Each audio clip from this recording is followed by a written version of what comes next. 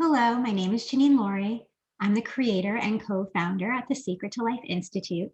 And today I'm going to do a presentation for you on what it is we focus on at the Secret to Life, which is healing the wounded child. So I like to set the stage by sharing a little quote with you. The cry we hear from deep in our hearts comes from the wounded child within. Healing this inner child's pain is the key to transforming anger, sadness, and fear. And really what this is doing is it's sharing with you about the importance of going back to our childhood wounds in order to heal what I call a massive world epidemic happening right now. Now, this world epidemic that I'm referring to has absolutely nothing to do with the current state of our affairs with the pandemic.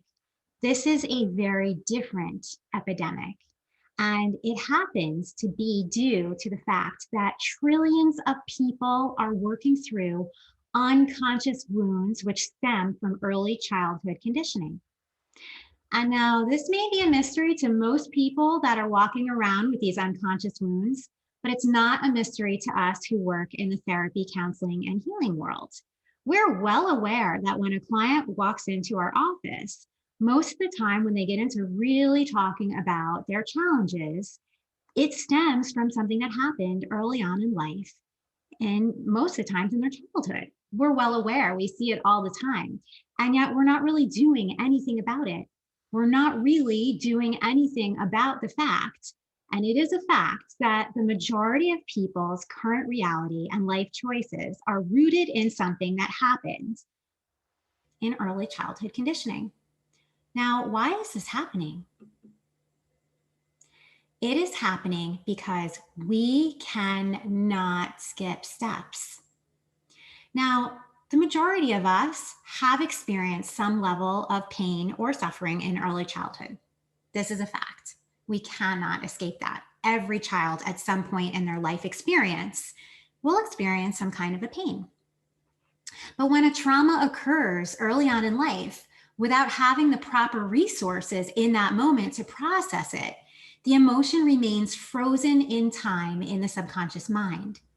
Now, if we didn't do anything when we were a child to release that pain and to move through the trauma, then what happens in adulthood is the emotions remain repressed and the wounds frequently resurface unconsciously as an attempt to bring attention to what's going on so that we can finally move through it and receive the learnings and heal the wound. Most of us are unaware that we are even stuck in an unprocessed moment, continually perpetuating suffering unconsciously. It's not a cycle that we want to be in, and yet it remains a perpetual cycle that most people are unconsciously stuck in. And what does this lead to? What happens when this is going on? This leads to what I call tantrums. Now, most of the time we consider tantrums something that happens in, a toddler, early childhood, a child that's maybe 2, 3, 4, even 5, even maybe 7, we can see children still having what seems to be tantrums. How about 30s or 40s or 50s? How about those kinds of tantrums? They're still happening. And what I like to say is the difference between a childhood temper tantrum and an adult temper tantrum is absolutely nothing. You see the same emotional response in young children as you do in who I call adult children. And yet it's going very, very unnoticed and unrecognized. So what exactly is a tantrum? I got into it a little bit where it's pretty much the same as what you see in childhood. But what does it look like in an adult? Well, when an adult acts out, who's really acting out is the wounded child. And so when we see these tantrums happening as an adult, you're actually beginning to see the child essence or the wounded child having in a tantrum in adulthood. And so what the child is doing, or the adult child is doing, is crying out for attention so they can move through an original wound and repressed emotion that was stuck from childhood. And now, of course, as I mentioned before, if you haven't worked through the wound, we do remain stuck because we cannot skip steps. We must actually bring out whatever it is, the emotion that's triggering this, so that we could receive the learnings. Now, if the person never received those learnings, they're going to continue to have a tantrum, and they're going to have life events triggering things so that the subconscious can bring attention to what is not healed and what's stemming from the original wound. The failure to recognize these triggers can lead to debilitating life circumstances. In the extreme cases, what we end up seeing is mental and physical illness, which is really unfortunate because obviously by the time it gets to that point, there is an emotion that is so repressed that really needs to be expressed that the physical or emotional state of the person is stuck in a perpetual cycle of tantruming. And it is now to the point where it has become so extreme that their life situation becomes sometimes fatal. Now, the triggers are going to happen repeatedly and increasingly until this original wound is acknowledged. So you can imagine how many tantrums are happening all over the world daily, continuously, unconsciously. Now, no one is immune. No one is immune to having pain in early childhood. We each came in here as a child, and we are all subject to experiencing an original wound. No child is spared ever from experiencing pain. Unfortunately, I really wish that it wasn't the case. I live in a world where I wish that there was no such thing as pain and we didn't have to experience it. But for whatever reason, and it's proven, we've all been children, we do experience pain. And now the original wound or trauma is also completely subjective to the child's environment and to the child's perception of reality, and it's not to be minimized or judged. Frequently, what we see happening in our life experience is that we actually will judge what trauma is. And we don't really need to really put a label on it, but we do. And it's not done to be harmful. It's done very unconsciously. And I think the adults who actually judge what a trauma is are doing it very, they're meaning to really do the right thing, and they're doing what they believe is right. So for example, I'll give you an example of what I'm referring to. Let's just talk about a child who is in a daycare situation. Their parents, maybe they work late and they needed to have extra help after school. So the child is in daycare and either mom or dad is running late at the office or they get stuck in a lot of traffic. And so the child's the last one, they're sitting at daycare, all the other kids have left, and they're freaking out because mom or dad hasn't shown up, and they're becoming really anxious and really nervous. And to the child, even if they're waiting there for 15 minutes, they can start to experience a lot of fear. A fear of what? Perhaps abandonment. They wonder, is mom or dad ever going to show up? Am I going to be left here forever? And in their minds, they're really, really nervous. Now, the caretaker who's watching the child might minimize this because they're an adult and they realize, well, these things happen. And, I've lived through this kind of thing. I know the parent's going to show up. It's all going to be fine. But to the child in that moment, this is really, really traumatizing. They think something really scary might have happened to mom or dad, and yet they're not given the tools to work through this really heavy emotion. Now, what ends up happening is this is an original wound, and this gets stuck and it gets repressed, and it was never expressed because at some point someone probably said, see, no, don't worry, it's not a big deal. Or when the child actually, we see this a lot too, a child will fall off their bike or they'll bunk themselves and they'll be screaming in agony and pain. And most of us adults as parents, and I do this, guilty as charged too, will say, don't worry about it. You're totally fine. Brush it off. You're going to be okay. But to the child, they've never experienced pain like this before.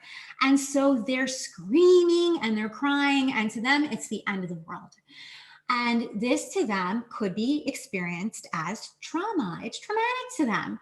But in that moment, we don't really make it seem like it is. We kind of brush it off as if, don't worry about it. It's not that big of a deal. And so they perhaps repress it. And when something else happens with them later on, maybe another moment where they consider to be a little bit more traumatic than somebody else would, they begin to hold on or not express their emotions, and perhaps it gets stuck. And now this could be at the very end of one spectrum. There's also the extreme end of the spectrum, which is known trauma. This is the type of trauma that we know. A child is legitimately abandoned, maybe they were adopted, or perhaps mom or dad, this is a really common one, gets divorced. One parent is no longer in their life the way that they were, and they feel a sense of betrayal or abandonment. And now I'm bringing these things up not to make any parent or anyone feel badly about these things. This is life. Why I'm bringing it up is to share with you that this is life, that we do as children have original wounds, and it really varies and ranges as to the capacity of what those wounds are and how they're experienced and felt. And I think it's just important to express it and not to judge it. Because again, we all come in here as children and we all experience something as a wound at some point. Now, the real question is whether or not the child, when a pain was presented, was given the tools to move through it. Because if they weren't, what is going to happen is these wounds, if they were not healed and worked through in that moment, will inevitably resurface repeatedly in daily life in our interactions. And so this is where we begin to see things moving into adult reality from early childhood conditioning. Now, we have all of this happening. We're all children, we all experience wounds, and the majority of us probably weren't given the tools early on to move through them. So what is it that we do? How do we go back there? What do we do to move through it? Because none of us want to continue to suffer, right? And we all know that we were wounded at some point in early childhood. We don't necessarily know what the wound is all of the time. Sometimes we're very consciously aware of it. And yet we still see the patterns emerging in our adult reality. We still see things coming up. We still see that maybe, yeah, we were wounded a long time ago. I know that that happened. I felt the pain. But geez, I'm 45 years old. Why is this still surfacing right now? And I have healed myself so much. I've done so much work. Why am I still suffering? And what do we do about it? The answer that I bring to the table here today, and the work that I do, is to help people remember who I deem and call the forgotten one. Now, who is the forgotten one? The forgotten one is the child essence that lives within you, the one who is also wounded. And why is this one forgotten? Because in a very, very important moment in life, he or she was not given the attention that they needed. They were not given that place to express in a healthy way what needed to be heard, what needed to be seen, and what needed to be shared. And so they buried a lot of their emotions, and the wounds stayed. And in a sense, they became forgotten. Now, in the work that I do a lot of work, of course, yes, with healing the wounded child, but also allowing us to become really conscious of what I call our child essence, because the child within us is joy. The child loves to play. The child is who brings light to your life and to the world. And so if we have repressed this energy within us, then he or she is forgotten. And that's also in itself very debilitating. So a lot of times we need to first readdress the wound of the child before we can even reconnect with this beautiful essence that lives within us, so that he or she can play and we can go back to being fun, playful, and resourceful adults. So now, what is this method that I share? And how do I go about teaching it and sharing it with the world? I did come through with my own process and create through my own journey, which I'll share with you in a little while about how I came up with it, a proprietary method of healing. And what I do with this method is I teach people how to essentially become their own parent. What does it mean to be your own parent? What does it mean to incorporate all that you feel you have needed when you were younger and that you need right now and speak to this child essence? Well, what we do is we actually first share with you how to connect with your child essence. And in that moment, we then begin to recognize that what's living within us is someone who I call the wise one. The wise one is the all-knowing one within ourselves. Some people call it intuition. Some people just feel like there is this all-knowing, I should listen to myself more. There is somebody within you, and even children have this too. So this is work that I do also with a child, is also teach them that they also have the answers within themselves. But this is, when we're talking about the healing portion of this work, becoming your own parents, your own loving parent, your own guidance system, and consulting with the wise one is essential. And what having this wise one alive within yourself and consciously aware does is it lets you go in and speak directly to the child essence. Now, I just want to actually share with you a little bit about, some people would call the work that I do inner child work. And I guess in some level it is, yes, inner child work, but I use the term child essence very specifically. And my reason being is because in the work that I do, I found that the child was very frequently, especially with the wounded child, which again, most of us have been wounded, repressed. And when we refer to a child as an inner child, it's squashed way down there. It's living inside. And so what I want us to do, and what I found to be most successful in this work, is to express, is to allow this child to speak, to be bold, to come out of living inside and bring him or her outside. And so I use the term child essence because I really want that child to come fully outward and shine, because this is the part of you that is the one that knows how to play, how to align with consciousness, how to be alive, and how to enjoy life. And who doesn't want that to come out? Who doesn't want that to be fully open to the world? So that's why I would absolutely use the term child essence instead of inner child, because I want to make sure that that part of yourself is fully out and aware. Now, in addition to going in with the wise one, which is your critical parent, and speaking to your child essence, what we are also doing is we are creating or recreating a safe space where the child feels like he or she can express everything. They begin to trust you and the relationship that you have, so that they can go ahead and release what needs to be seen, heard, and felt, and to stop having the tantrums and the needless suffering. Because again, what is happening is something that is repressed wants to come out. And so the child is bringing out what is repressed in a very unresourceful, unhealthy way. And it's wreaking havoc in your life or whomever is having the tantrums life. So when we create this relationship and when we're actually listening to what the child needs to say that was never spoken, was never heard, there's many different types of things that happen, many different patterns that take form in this type of work. But what we're doing is we're creating the environment so that the child feels like they have a place to finally share.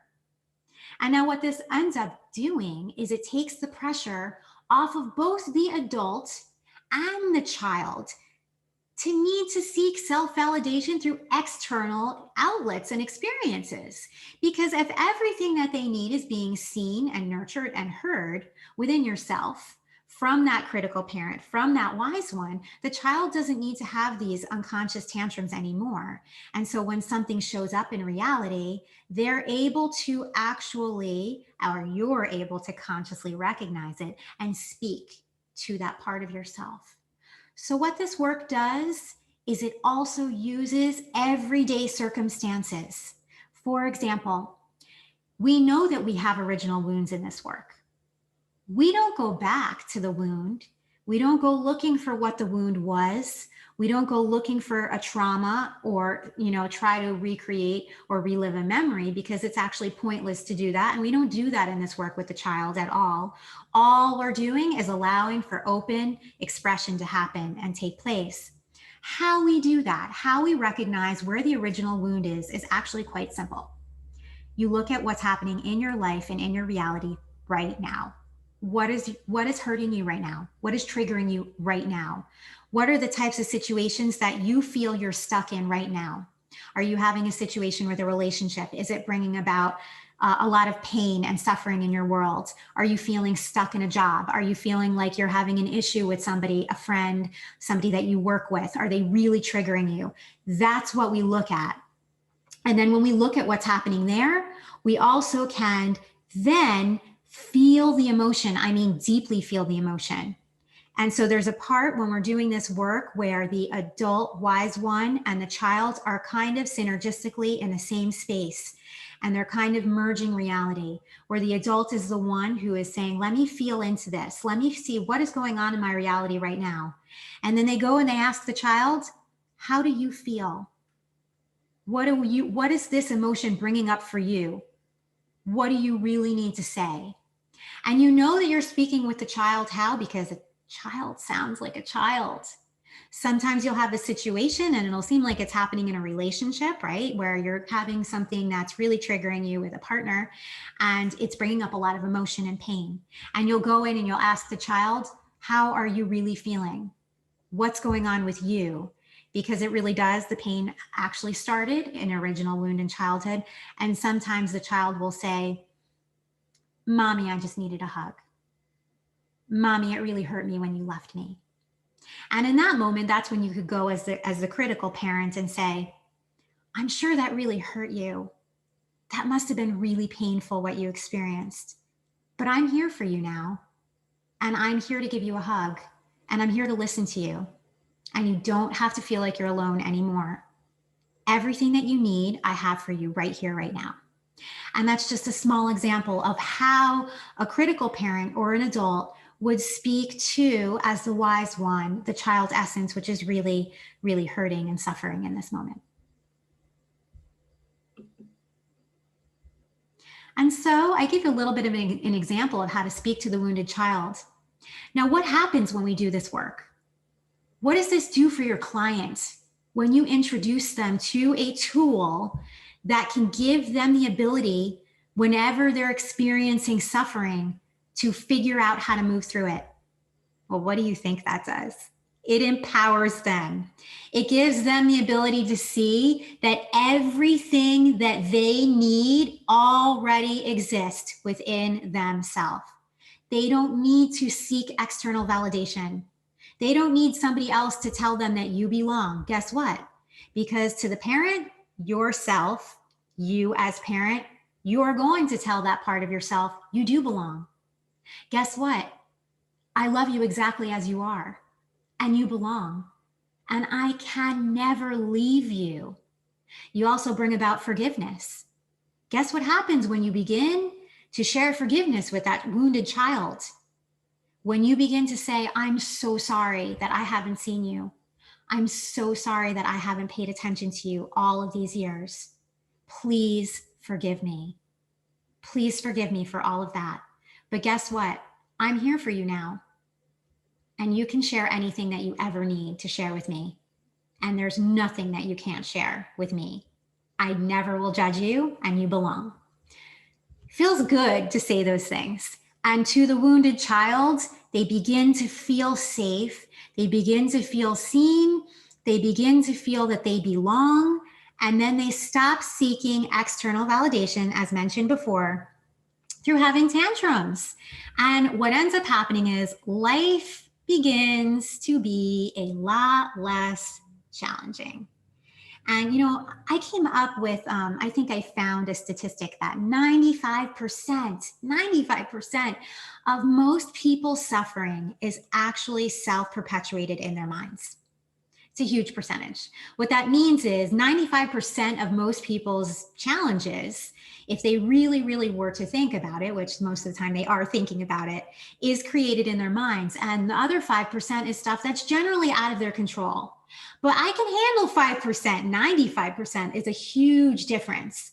Now, if we're implementing a tool that can change and shift your perception of reality and give you the ability when anything comes up, especially what's happening in an unresourceful state, when you're struggling with stuff that you're creating in your mind, when you're able to go in there and shift your perception and have the tools to work through it, it gives you a lot of power. And it gives people the ability to realize that they could go back to enjoying life again and that anything is possible. So what does this work actually do? It allows the child essence within you to go back to doing what the child really loves to do, which is enjoy the magic of life, be free, have fun, and play. And of course, believe again in the magic and mystery of life, that anything is possible, because children love to believe that anything is possible. So of course, I gave you a little bit of an understanding of this work that I do here at The Secret to Life with healing the wounded child. And I would just say that this work has been absolutely miraculous. I have seen so many shifts in the people that I work with. It's very simple. It's not difficult to do. And yet it's a tool that, when implemented, and again, it's super simple, shifts people's reality almost instantly. I have seen people that are going through immense pain and suffering, that their life circumstances, when given this tool, has shifted in incredible ways. And it's so empowering to see that. And how did I first get to do this work? Of course, was my own work and my own process. And so I want to share a little bit about my journey and how I got into this and how this all began for me. So this is me as my own little 3-year-old. And as you can see, I definitely was the star of the show back then. I loved, or I looked like I loved attention. I looked like I loved to be the center of attention and be seen. But the truth is that I actually was really suffering quite a bit at this age. I was a very shy little girl. I went in and out of a lot of difficulties when I was younger, because I was, like many children, I was a victim of divorce. And I had a very unpredictable early childhood environment. And so I was very shy. I was pulled in and out of multiple daycare centers because my mom was a single mom and she needed to work. And there was a lot of trauma going on when I was early. This was probably about the age of 3. And so, for me, in the unpredictable environment, I really wasn't given the resources to know how to handle all of these emotions. I repressed quite a bit. And yet I was really empathetic, and I picked up on a lot of things going on in the world around me, yet I didn't have the ability to process it. So what ended up happening for me was I became really introverted and extroverted at the same time. It was actually an unhealthy balance. I was trying, I think, my whole life to heal what was going on within myself, which was immense pain. I had a lot of things that happened. I won't go into great detail of my early childhood experiences, but without the ability to process that, it did create a lot of depression, a lot of anxiety. I had a lot of self-confidence issues, a lot of instability in relationships. I wasn't really sure of how I could be very present in the world. And I did go on, though. I was an artist always since I was a young girl. I was an artist. And of course, the arts really, really did help fuel me and heal me. So I began art very early on in age, and I ended up going into actually study art in college and received a master's degree in art education as well as psychology. And I studied children quite a bit. So from a very early age, I was actually doing a lot of quantitative research on children, and I studied them explicitly because I knew that there was something about them. There was something about them I was drawn to. Perhaps it was me trying to heal the child that was within myself, but I also saw something incredible about the human spirit that lived in the child and the child's essence. And so I went on, of course, to try to unconsciously heal the child that was living within myself. And I just kept hitting a wall. I think you could say that I was what you would call a spiritual junkie.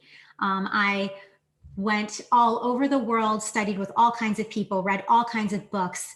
I traveled and worked with gurus and shamans and all kinds of people, thinking that maybe this time is going to be the next one. Maybe I'm going to heal doing this or that. And I did, and I received a lot of knowledge.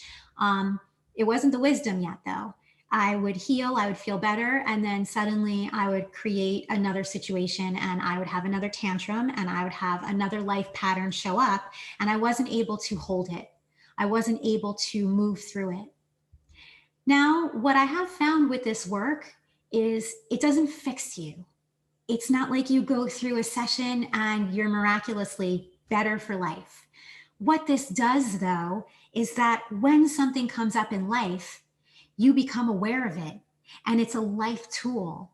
And so when I began to really recognize that there was something about this work, that when I looked to the children and when I saw that there was something within myself, and this happened to me in a moment of extreme pain where I was broken.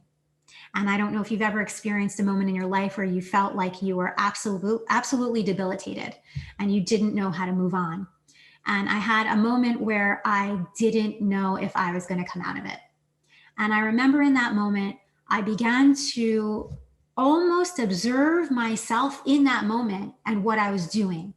And I began to hug myself and I began to console myself. And I saw myself actually in a fetal position as a little child. And then there was another voice that came in and began to speak to the little child and hug her and hold her and tell her everything that she needed to hear.